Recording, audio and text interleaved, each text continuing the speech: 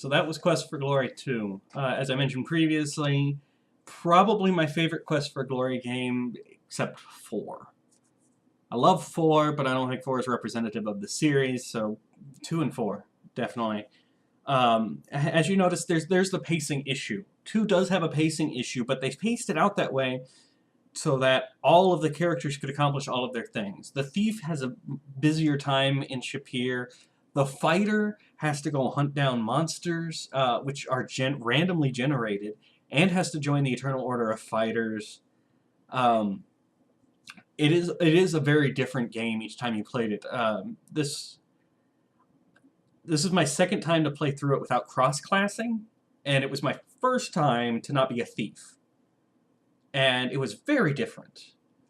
There were scenes and characters that I didn't meet. So a lot of replayability in this one. It's a lot longer than the first one. Some of that's due to the pacing, but as you saw, you don't have to just grind like crazy. Now, I did more grinding than I needed to because, you know, I'm doing the long haul. I'm going through the whole series, so, you know, give my guy a leg up. But you can just sleep the days away. Events are triggered on certain days, so you can get through the game even faster than I did. There's a lot of stuff in there that I didn't even show you, that I didn't find. There's a Saurus repair shop hidden in the city. Nothing happens in there except it makes it look like the Sauruses are animatronic from like Disney World, and you see a guy, a mechanic, fixing them, which is cute. There was the Pizza Elemental, the Suck Blue Frog cheat, a lot of stuff. And again, this game, the remake, the VGA remake of 2 is free from IGD Interactive. Go check it out. Now, moving on to the third game, which was kind of a surprise when they made it. When they originally scripted out the series, this third game didn't exist, but they realized there was too big of a gap in the story.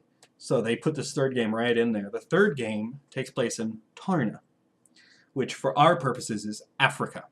It's the home of the Lion Tars, and African tribesmen will be fighting demons.